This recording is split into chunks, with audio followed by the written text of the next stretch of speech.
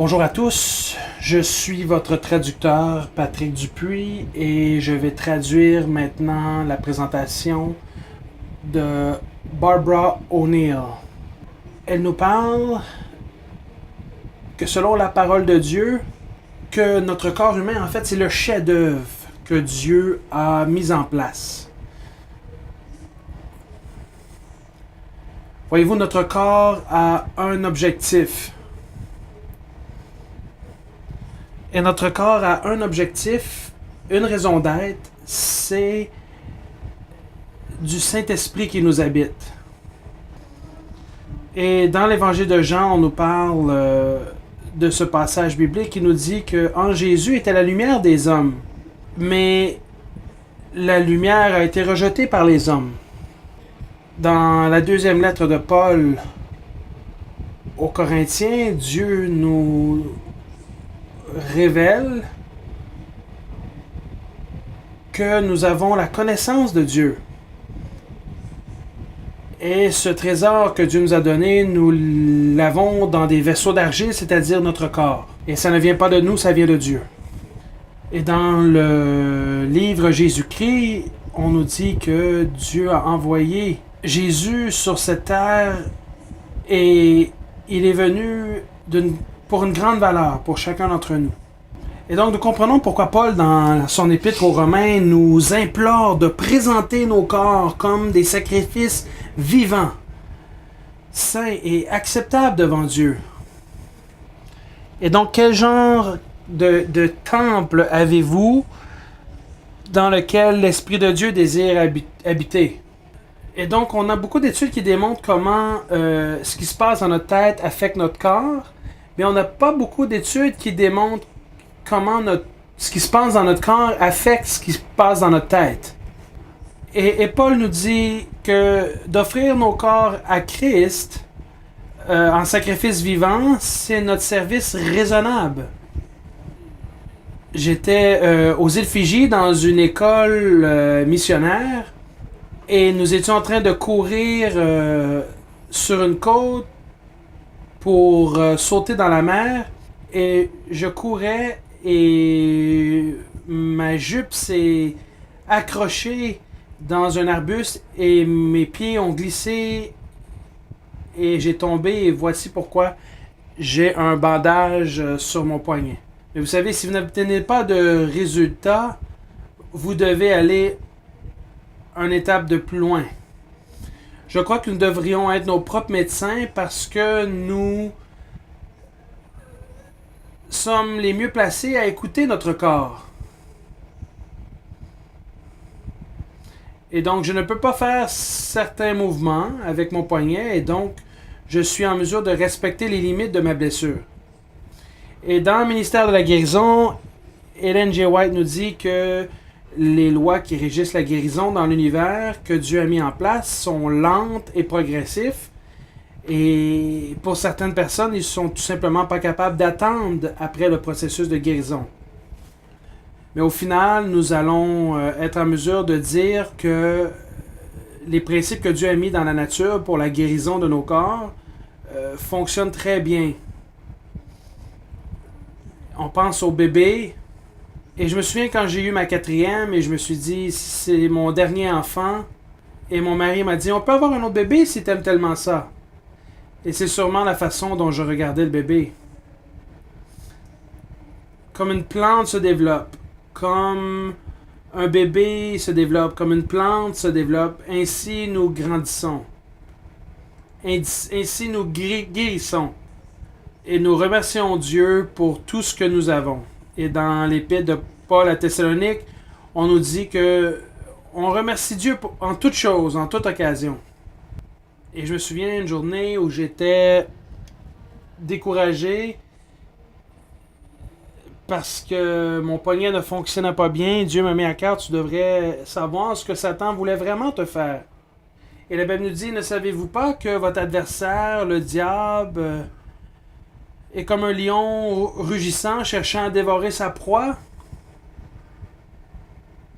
Et ces lions, quand ils attrapent leur proie, ils veulent les déchirer en morceaux. Et on se rend compte que chacun d'entre nous, on est affligé par moments. il y a 1 an ou 2 de cela, j'avais une blessure sur mon pied. Et je suis allé chez le médecin et j'ai demandé au médecin qu'est-ce qui se passe avec mon pied. Il m'a posé des questions. Il a examiné mon pied et il a dit tu as une problématique avec ton pied au niveau de ton tendon sous ton pied. Sûrement tu fais beaucoup de courses dans les montagnes et tu t'as déchiré un tendon dans le pied. Ça va prendre 10 mois à guérir. Et je me suis dit, je vais accélérer le processus de guérison. 3 minutes de chaud, 30 secondes de froid. 3 fois. Et donc, dans le livre de Lévitique, on nous dit que la vie est dans le sang et l'hydrothérapie permet et favorise une meilleure circulation sanguine. Et j'essayais de faire semblant de ne pas avoir mal aux pieds en me promenant. Saviez-vous que l'hydrothérapie a été utilisée pendant des siècles et même des centenaires? Et ça a été démontré que ça fonctionne très bien au niveau de la guérison. Et donc j'essayais de faire ces traitements d'hydrothérapie à chaque jour, 2 fois par jour. On m'avait dit 10 mois et à l'intérieur de 6 mois, la douleur était partie.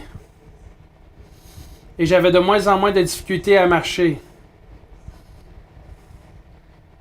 Et en 6 mois, j'avais réussi à guérir d'une problématique que le médecin m'avait dit 10 mois. Et donc, quelqu'un m'envoie un courriel et me dit j'ai déchiré un tendon dans mon pied. Et je lui dis fais ce traitement d'hydrothérapie. Et donc, ce qu'on nous dit dans le ministère de la guérison, c'est que plusieurs des traitements naturels demandent du temps et de la patience que plusieurs ne sont pas prêts à attendre et à s'investir dans de tels traitements. Il est allé chez le médecin, cet homme, il avait pris des médicaments pour sa douleur et je lui avais dit écoute, s'il n'y a rien qui marche, si le médecin t'a dit cela, essaie d'utiliser les traitements d'hydrothérapie. On a à peu près dans notre centre de santé 3 programmes par mois et à peu près 14 participants lors de chaque séance du programme. Et Dieu amène ces gens dans notre centre de santé. Et donc cette femme est venue, elle avait également un tendon de déchiré dans son pied. Alors on a fait l'hydrothérapie le matin et le soir. Et dès la 3e journée, elle avait recommencé à marcher. Voyez-vous, on a été placé dans un corps. Dieu nous a donné un corps qui est constitué pour se guérir lui-même. Et donc, dans le livre Ministère de la guérison, Ellen G. White nous dit que la seule espérance d'une vie meilleure, c'est de l'enseignement au niveau des principes de vérité sur la santé. Donc, si le corps humain a été conçu par Dieu pour se guérir lui-même, l'autre question, c'est à savoir, mais pourquoi tant de gens sont-ils malades? Nous savons que Dieu est derrière la science. Et donc, dans le livre des Proverbes, on nous souligne que quand il y a un problème, c'est parce qu'il y a une cause derrière le problème. Et dans l'Évangile, on nous dit également que ce qui sera semé sera également récolté. Et la Bible nous dit dans la première épître de Jean que si nous confessons nos péchés à Jésus, il est fidèle et juste de nous pardonner. Et donc Dieu a mis en place une situation où lorsque nous sommes malades, Dieu peut nous révéler comment guérir de notre maladie. Premièrement, en identifiant la cause de notre maladie. Et donc, un des participants de notre clinique de santé nous a dit j'ai des éclosions un peu partout sur mon corps. Et donc, nous devons établir les causes de nos problèmes de santé. Et par exemple, dans la Bible, on parle de moisissure. Et la Bible dit, s'il y a de la moisissure, il faut brûler. Et donc, au niveau de la lèpre sur le corps, c'est en fait une forme de moisissure sur le corps. Dans le dictionnaire médical, la moisissure, en fait, ça s'appelle de la myco. Au niveau du sida, on parle également de myco. Et donc, j'ai dit à cet homme est-ce que tu as été en contact avec des produits chimiques ou de la moisissure? Et donc, quand on parle d'allergies au niveau de la nourriture, les allergies les plus communes, c'est le blé, le lait et le sucre raffiné. Évidemment, on a génétiquement modifié le blé et le blé n'est plus comme il était jadis. Est-ce qu'en Europe, tout le monde boit du lait? Absolument, mais c'est pas le lait qu'on vend dans le lait qui est vendu dans les supermarchés. C'est vrai que dans certaines cultures, le lait, certaines cultures ont la capacité d'endurer le lait un peu mieux que les autres. Et qu'en est-il de la canne à sucre? Dieu n'a-t-il pas créé la canne à sucre? Et donc, un molécule de sucre requiert 28 molécules de magnésium pour être absorbé par le corps. Et donc, le sucre cause beaucoup de destruction dans le corps. J'ai aidé beaucoup de patients avec certains problèmes de santé, dont une femme avec un bébé qui avait des éclosions et je l'ai invité à cesser les produits laitiers et le blé. Est-ce que ça peut être si simple que cela? Le corps humain peut se guérir lui-même si tu lui donnes les bons outils.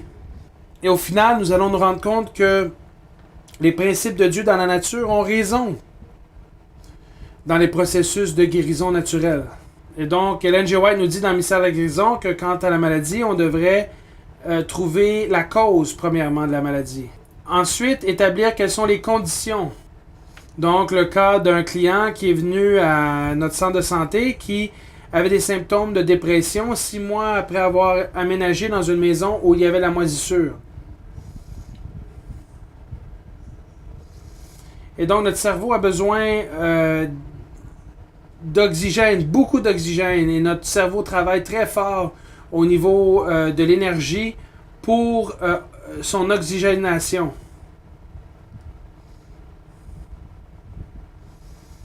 Et donc, non seulement la cause, les conditions, mais aussi les habitudes. Et c'est là qu'on nous parle des 8 lois de la santé, du soleil, du repos, de la tempérance, la confiance en Dieu, l'eau. Voyez-vous, en 93, j'ai dû quitter mon foyer avec mes 6 enfants parce que mon premier mari était alcoolique et un drogué. Et si jamais vous connaissez une femme qui vit dans ces conditions, ne la critiquez jamais parce que c'est une situation terrifiante que de vivre dans ces conditions. Et j'ai quitté ma maison. Mais béni soit Dieu, j'ai trouvé une église et ils m'ont aidé. Et quand j'ai quitté ma maison en 93, je pensais que c'était la pire chose qui m'était arrivée. Mais Dieu soit béni, maintenant, je considère que c'est une des meilleures choses qui m'est arrivée. Pendant 4 ans, j'ai été une mère monoparentale avec 6 enfants.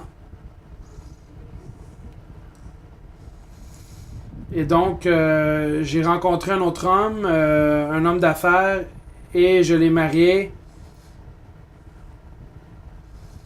Et j'ai marié un homme qui avait 2 enfants, et donc, je considère que j'ai 8 enfants. Et donc, on a des enfants... et le plus jeune a 30 ans, et tous les autres sont plus âgés. Et donc, quand Markle et moi-même on s'est mariés, il était le directeur et gestionnaire du centre de santé. J'ai commencé à étudier les méthodes de guérison naturelle. Et j'ai rencontré une femme de 85 ans quand j'avais 25 ans qui m'a parlé du charbon activé. Et j'avais un livre du Dr Kellogg sur la guérison par l'eau.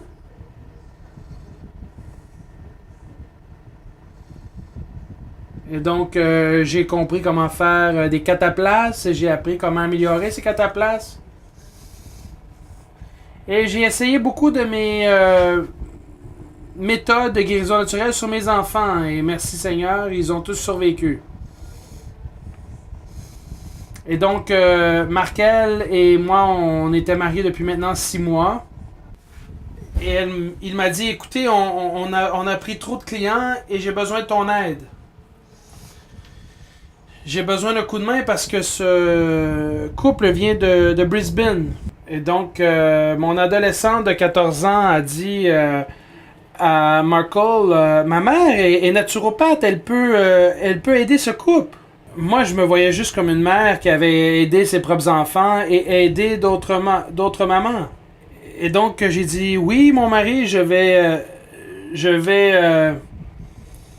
aider. Je vais aider à la clinique. Et je me suis dit, où est-ce que je commence? J'ai commencé avec les 8 lois de la santé. J'ai parlé des 8 lois de la santé. J'ai parlé de l'air dans sa maison.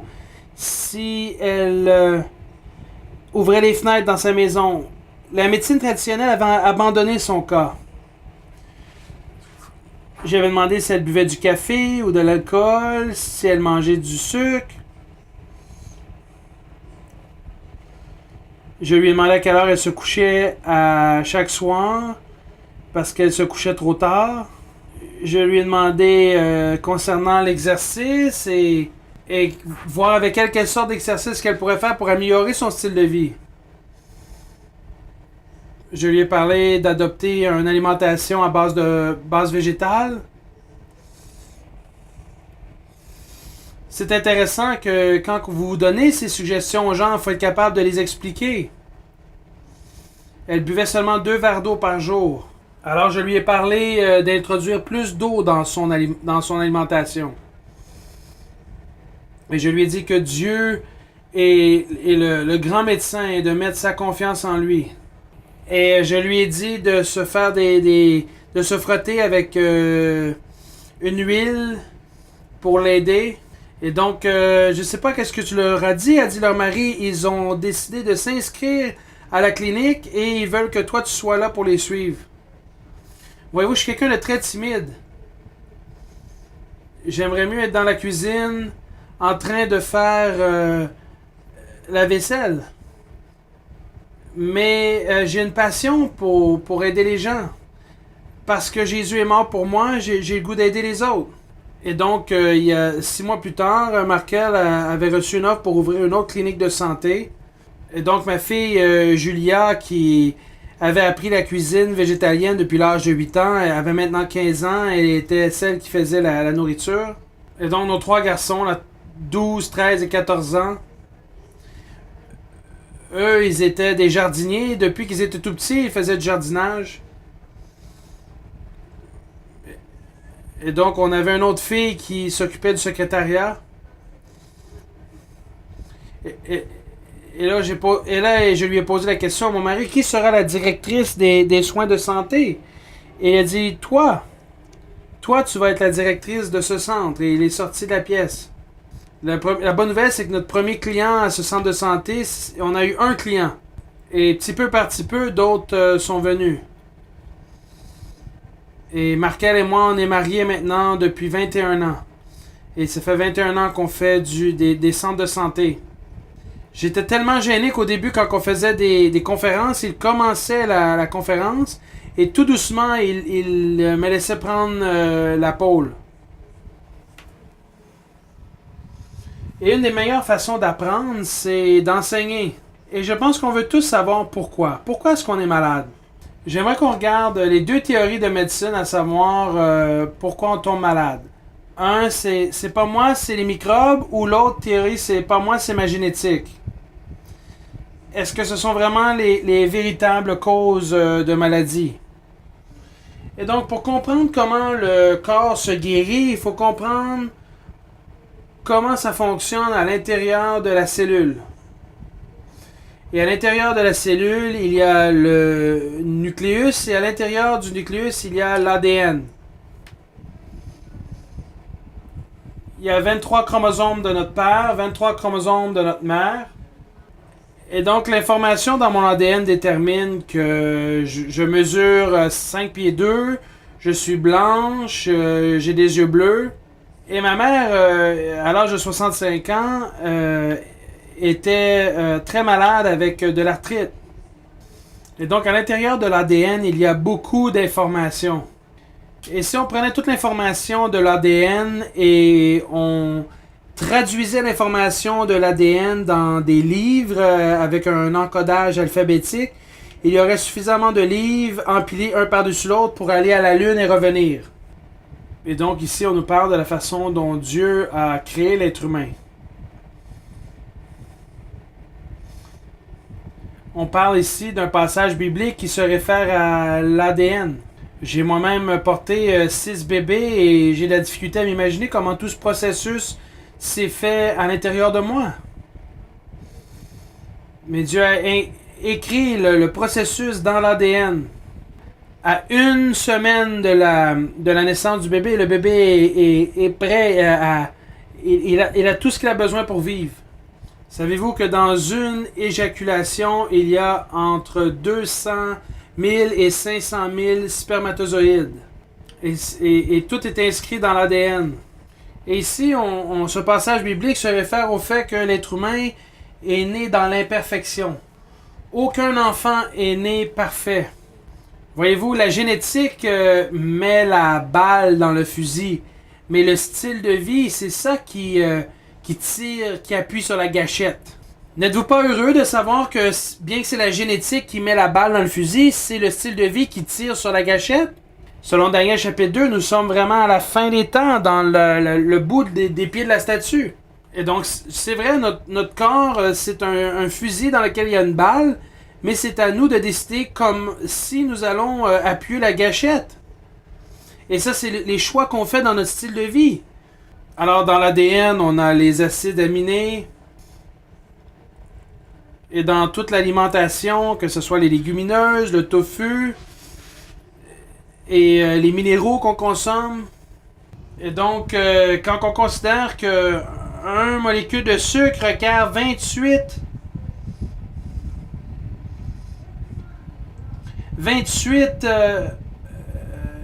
molécules de magnésium. Ça prend 28 molécules de magnésium pour justement briser, absorber une molécule de sucre. Et le café absorbe le magnésium. Et donc, dans l'avion, quand je m'en ai ici, tout le monde prenait un café avec un peu de sucre. Mais Satan est un trompeur et il nous dit juste un peu de café, juste un peu de sucre, c'est pas grave. Beaucoup sont malades à cause de la tromperie de Satan. Je suis ici pour vous donner les faits. Quels sont les faits? Les faits sont la vérité. Jésus a dit, je suis la vérité, le chemin et la vie. Et donc, quand on parle de Satan, on parle du père du mensonge. Mais Satan, bien qu'il est le père du mensonge, son outil de prédilection, c'est la tromperie. Et dans la deuxième épître de Paul à Timothée, Dieu nous dit qu'il nous a donné un esprit qui n'est pas un esprit de timidité.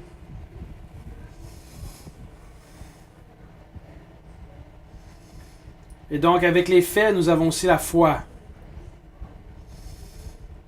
La foi dans un corps extraordinaire qui a la capacité de se guérir lui-même.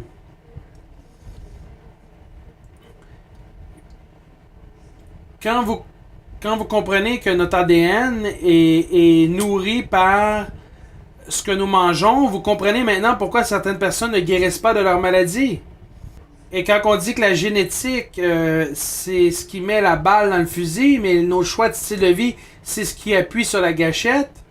Et là, des fois, je vais au supermarché, je regarde ce que les gens mettent dans leur panier d'épicerie, je me dis comment est-ce que ces gens-là vont arriver à construire un ADN solide? Et donc, qu'est-ce qui amène du dommage dans l'ADN?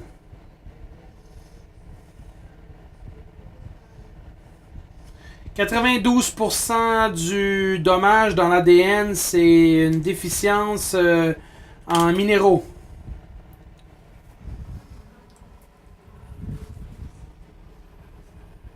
Je regarde comment ma mère mangeait. Elle buvait beaucoup de thé. 3 fois par jour du thé, très peu d'eau, avec beaucoup de sucre.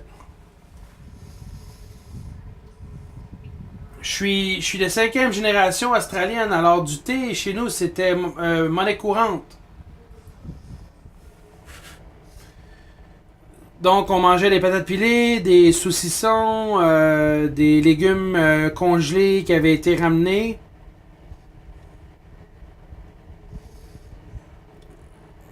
Et je pensais pas qu'il existait autre chose que du pain blanc dans le monde quand j'ai grandi.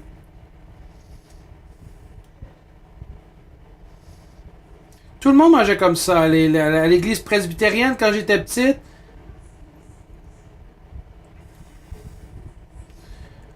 on voyait pas la maladie. Il n'y en avait pas autant dans ce temps-là. Aujourd'hui, il y en a beaucoup de maladies. Et dans le livre du docteur Robert Thompson, il démontre que les, les terres agricoles ont 50% moins de minéraux. Et donc la nourriture que nous mangeons est de moindre qualité qu'elle l'était jadis. Et donc le sucre raffiné mange les minéraux. Je suis pas en train de parler du sirop d'érable. Je suis pas en train de parler du miel. La caféine.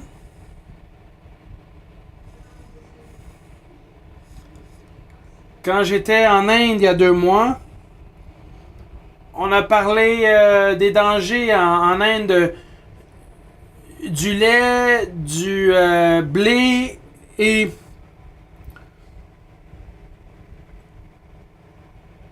de la caféine. Les Indiens m'ont dit, Barbara, il ne nous reste plus rien à manger. Et je leur ai montré comment changer leur alimentation. Et vous savez qu'en Australie, l'Église adventiste a développé le Weet-Bix, qui est une forme de céréale que notre sanatorium a développé il y a très longtemps. Mais moi, je préfère manger autre chose.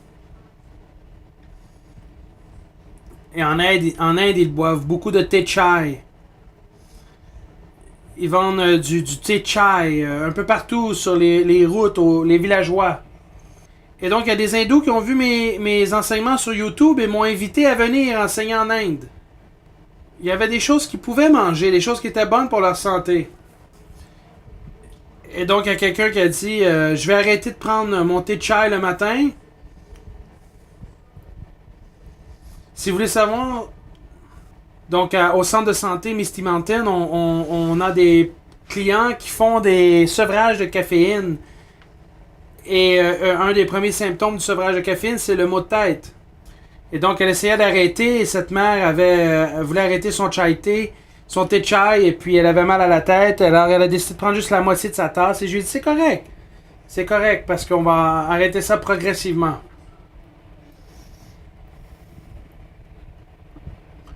Une autre avait de l'arthrite, elle a arrêté toute sa cortisone, et je lui ai dit, oh non, c'est... Et elle prenait 10 mg de cortisone.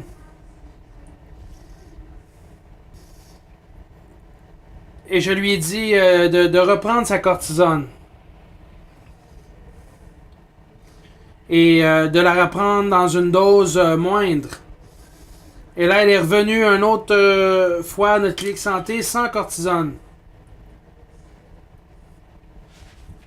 Et donc, finalement, elle est retournée. Elle a pris 2,5 cortisone pour l'aider à mieux vivre son sevrage de médicaments. Et donc, au bout de 18 mois, elle avait cessé toute sa médicamentation. Et donc, cette femme connaissait beaucoup de personnes qui étaient dans des clubs de motocyclettes et ils ont fait un concert rock pour lever des fonds pour qu'elle puisse venir à notre centre de santé.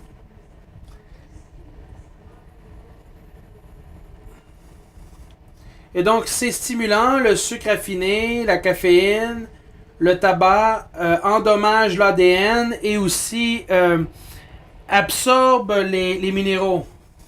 Et Walter Weiss avait fait une présentation, il avait montré des images d'enfants qui étaient nés de femmes fumeuses de tabac et les enfants avaient des poumons moins développés. Mais oubliez pas, la génétique, c'est ce qui met la balle dans le fusil, mais c'est les choix de style de vie qui appuient sur la gâchette. On regarde ce qui endommage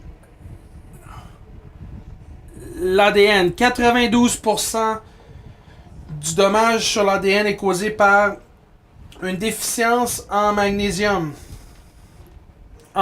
Déficience en minéraux. Et les Russes ont en place une politique où quiconque fait pousser des aliments génétiquement modifiés doit être considéré comme un terroriste en Russie. Et nous, les Russes, on regarde les États-Unis et on voit trop de médicaments, trop d'obésité devant la télévision. Et ça, c'est en train d'affaiblir les États-Unis. Est-ce qu'il a raison? C'est difficile parce que c'est un style de vie qui est confortable. On doit se faire sortir de notre zone de confort. Donc, les aliments génétiquement modifiés endommagent l'ADN. Donc, en Australie, si vous achetez des aliments qui n'ont pas été modifiés génétiquement, vous pouvez être sûr à 99,9% que vous avez vraiment acheté des aliments non génétiquement modifiés à cause des politiques en place en Australie. On parle aussi des zones où il y a des champs électromagnétiques. Et donc les endroits où il y a des champs électromagnétiques très puissants, ça cause des problèmes de santé. Par exemple, les agriculteurs évitent d'envoyer leurs bêtes brouter de l'herbe dans des zones où les champs électromagnétiques sont très puissants parce que les vaches vont mettre au monde des veaux qui vont mourir ou qui sont déjà morts.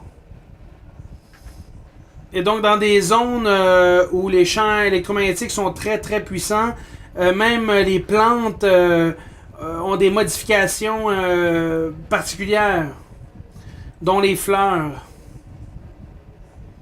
Donc une femme me dit j'ai de la fatigue chronique et on lui a dit c'est pas ça ta maladie, ça c'est tes symptômes, c'est pas ça la cause. Donc par exemple on a démontré des études de jeunes filles qui mettaient les ordinateurs sur leurs cuisses et les fameux ordinateurs portables et ça affectait le développement des ovaires et puis 50% de ces jeunes filles avaient de la difficulté avaient des fausses couches. Et donc l'idée avec la technologie c'est de l'utiliser pour pas que ça ait pour pas que ça endommage notre santé. Il y a moyen d'utiliser la technologie de façon appropriée. Et donc le gouvernement a exprimé que les enfants en bas de 2 ans ne devraient pas avoir aucun accès aux tablettes électroniques. Et donc il y avait des programmes gouvernementaux en place pour favoriser l'utilisation de tablettes, mais une des éducatrices spécialisées a voulu utiliser des livres pour être en mesure de trouver une activité qui allait calmer les enfants avec des troubles de développement. Faites attention avec quoi vous lavez votre linge, avec quoi vous vous brossez les dents. Et donc, on doit retourner aux vieilles recettes de grand-mère. On doit nettoyer la maison avec du vinaigre et de la bicarbonate de soude. Beaucoup de personnes sont malades parce qu'ils s'empoisonnent avec des produits chimiques.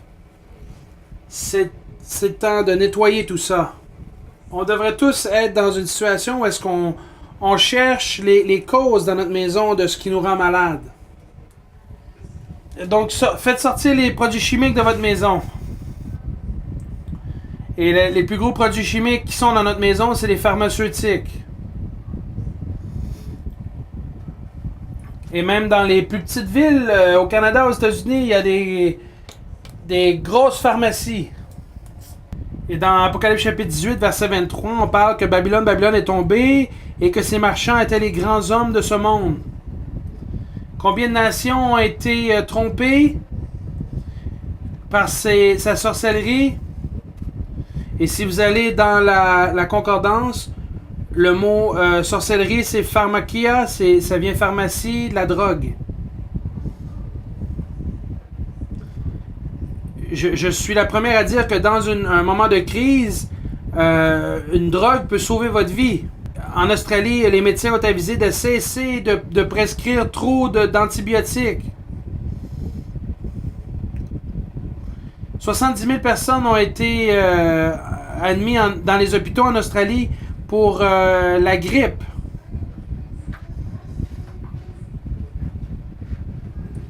Et jamais dans l'histoire des Australiens, on a eu autant de vaccins contre la grippe.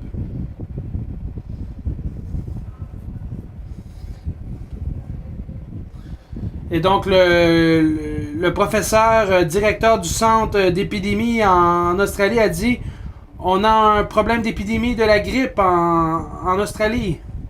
Voyez-vous, c'est la mort du gros bon sang. Vous parlez à n'importe qui travaille avec les personnes âgées et ils disent tout le monde va avoir le vaccin de la grippe. Et certains ont de la démence parce que dans les vaccins, il y a du mercure. Et il y a un petit pourcentage de personnes âgées qui n'auront pas la grippe. Mais d'autres ont des problèmes de démence à cause du vaccin de la grippe. D'autres ont d'autres problèmes de santé. Et mon mari a un parti politique qu'il a mis en place parce qu'il veut s'opposer aux médicaments forcés du gouvernement.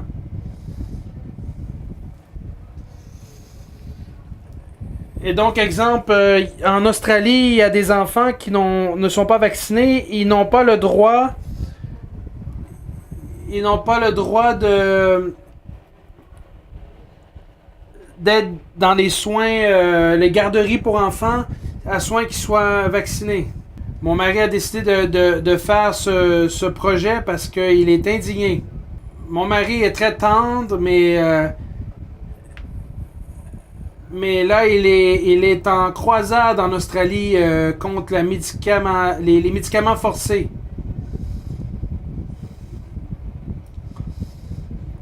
Et la journaliste en Australie a téléphoné mon mari et a dit est-ce que vraiment tu veux t'engager dans cette bataille politique pour les médicaments parce que tu peux perdre ta réputation, ton emploi, tout.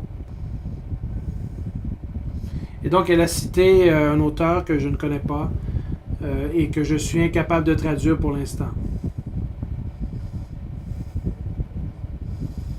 Voyez-vous, les libertés que nous avons présentement, ils sont en train de s'effriter. Et donc, aux prochaines élections, il s'attend à être élu au Sénat pour représenter des milliers de parents qui ne veulent pas que leurs enfants soient obligés de prendre des médicaments de la part du gouvernement australien, entre autres des vaccins. Et donc, Satan qui, avec la sorcellerie, la racine du mot pharmakia, c'est-à-dire par la drogue, les médicaments. Et donc, on avait une graduation à notre centre de santé et une des femmes qui devait témoigner est sortie de la pièce et a ramené un sac rempli de médicaments et elle dit « Je ne prends plus aucun de ces médicaments ». Et dans une autre rencontre, on va parler du cœur. Et cette femme qui prenait des médicaments pour sa pression artérielle et elle a cessé tous ses médicaments de pression artérielle. Et dans la Bible, on nous dit que Dieu nous a donné les herbes pour le service des hommes. Et encore une fois, je reconnais que dans un moment de crise, un médicament peut sauver une vie. Et qu'est-ce qu'on peut faire pour se sevrer de tous ces médicaments par des causes, des moyens naturels? Et quand j'ai fait la consultation avec elle, je lui ai donné des alternatives à tous ces médicaments. Comment ça fonctionne ici? Est-ce que vous fonctionnez avec des livres ou des dollars et des sous? Avez-vous des kilos? Donc, est-ce que c'est des kilos ou des livres ici, là? Donc, cette femme pesait à peu près 300 livres. Et alors qu'elle mettait en pratique ce que je lui conseillais, elle perdait du poids. Et j'ai l'impression de faire plus le travail d'un travailleur social en lui montrant qu'est-ce qu'elle peut faire pour améliorer sa santé.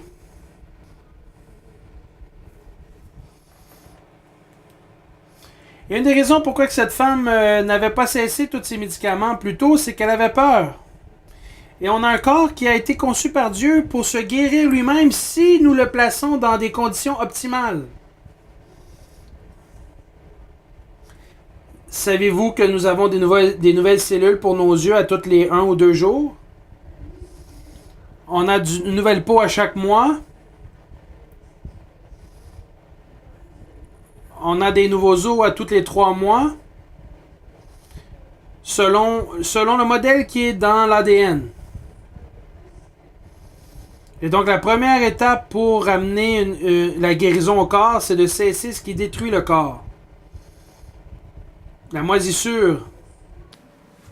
Il y a tellement d'ignorance sur les dangers de la moisissure que j'ai écrit un livre là-dessus. J'ai un livre à la maison qui a coûté 500$ sur la mycologie clinique. Et le Dr Holland et le Dr Kaufman ont un livre, le microbe qui cause le cancer. Et j'ai un livre d'un médecin. J'ai un médecin italien qui dit que le cancer est un fongicide. Et j'ai un petit livre que je vous propose qui est très intéressant. Guérissez vous-même par le dessein de Dieu.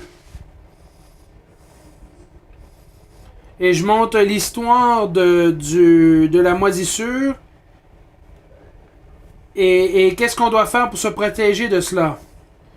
Quand j'étais petite et le pain commençait à être moisi, ma mère me dit « Ne fais-toi-en pas, tu vas faire de la pénicilline. » Et donc on parle aussi de l'acide, trop d'acide versus pas assez d'acide.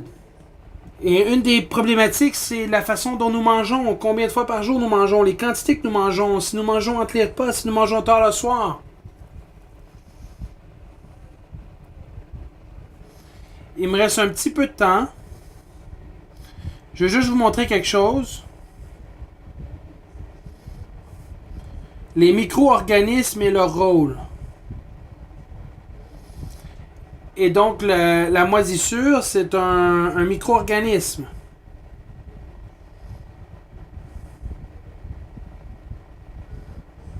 Et donc, on doit parler des micro-organismes et de leur rôle dans le corps. Savez-vous qu'il y a plus de micro-organismes dans notre corps que de cellules? Est-ce que ça veut dire qu'on est plus plante qu'animal? Et dans la tracte gastro-intestinale, il y a encore plus de micro-organismes.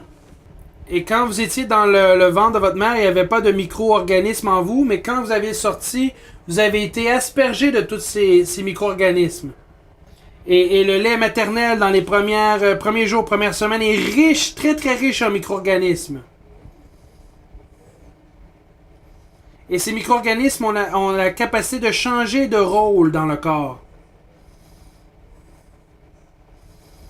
Et ils ont l'habilité de s'adapter et de s'ajuster. Et donc, je partais de la maison, il faisait très froid avant de prendre l'avion, et donc je me mets beaucoup d'épaisseur et je les enlève au fur et à mesure que la chaleur vient. Et je suis pas habillé aujourd'hui comme j'étais habillé en Australie il y a 2 semaines. Je m'habille différemment pour chaque activité que je dois faire. Est-ce que nous, on s'adapte? Est-ce qu'on s'adapte à la température? Est-ce qu'on s'adapte à la chaleur autour de nous? Oui.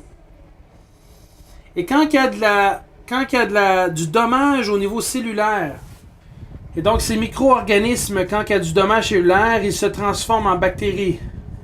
Plus qu'il y a de dommages cellulaires, et donc plus qu'il y a de toxines suite au dommage cellulaire, plus qu'il y a de bactéries qui se font dans le corps. Et donc, elle raconte une histoire qui concerne la guerre et comment les Britanniques traitaient leurs malades versus les Russes. Intéressant que les hommes avaient plus de chances de survie malades à la guerre que dans l'hôpital de guerre. Et donc, le gouvernement britannique essaie de comprendre pourquoi que ces soldats mouraient à l'hôpital et ceux qui étaient malades et qui restaient au front survivaient. Et c'était quelque chose par rapport à l'exposition aux bactéries, à l'hygiène. Et on peut se référer à la Bible et aux principes d'hygiène que nous retrouvons dans la Bible.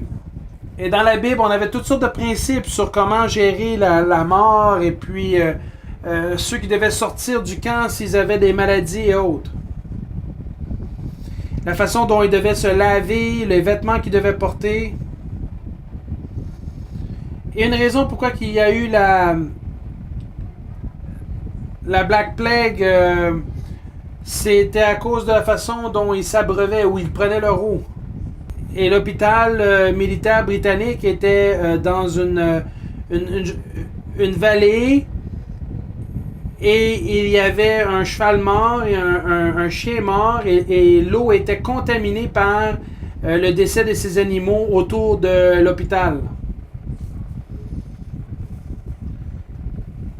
Et donc, si ils avaient tout simplement appliqué les principes dans la Bible concernant l'hygiène, il n'y aurait pas eu toutes ces morts à l'hôpital militaire britannique. Et quand ils ont réglé le problème, les décès ont passé de 50% à 2%. Et donc, on a voulu de faire de cette femme qui avait découvert le problème dans cet hôpital une héroïne. Elle a changé son nom. Et quelqu'un lui a demandé, mais pourquoi tu changeais ton nom pour demeurer dans l'anonymat? Et la réponse était, je ne suis pas une héroïne, j'ai tout simplement décidé qu'il y avait des problèmes d'hygiène dans cet hôpital et vous avez réglé les problèmes d'hygiène tels que je vous l'ai recommandé et il n'y a plus de problème.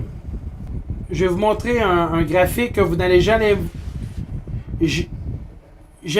voir dans un journal. Voici là toutes les maladies là, sur cette étoile. Toutes ces maladies épidémiques. La polio à 100% est éliminée.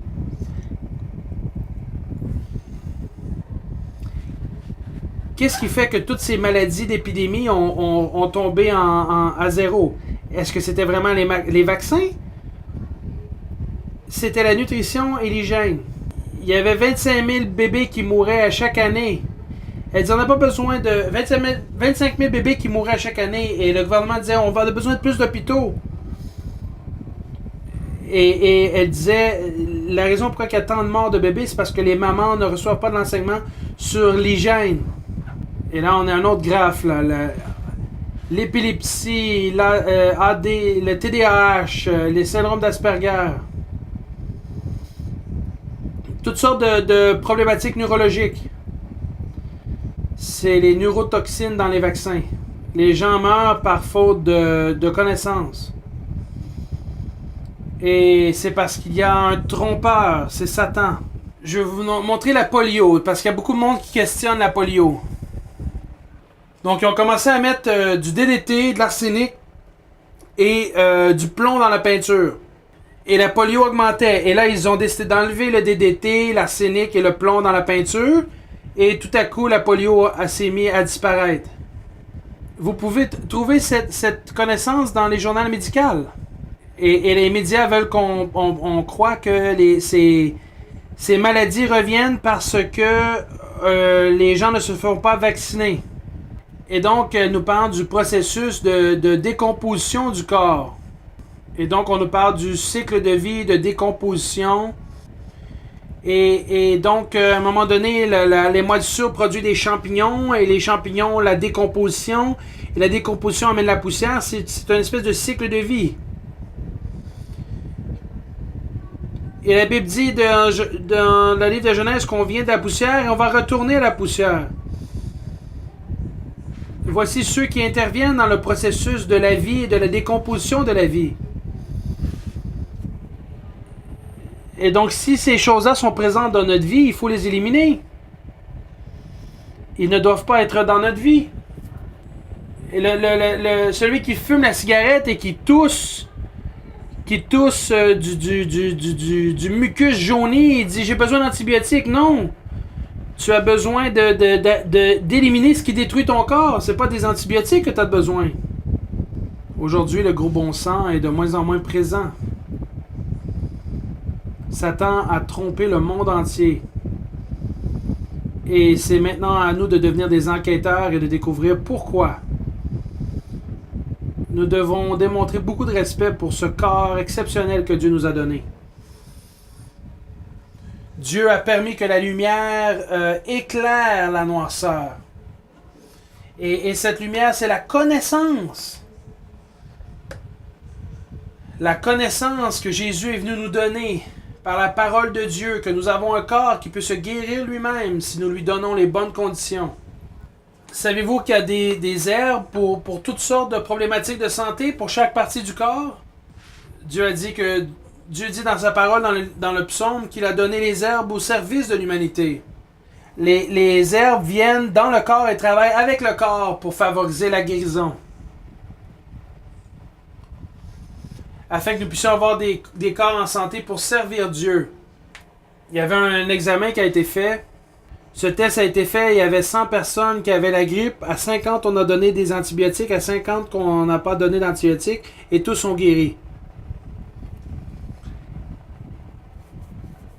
Et donc, plus la semaine va avancer, plus on va approfondir nos connaissances.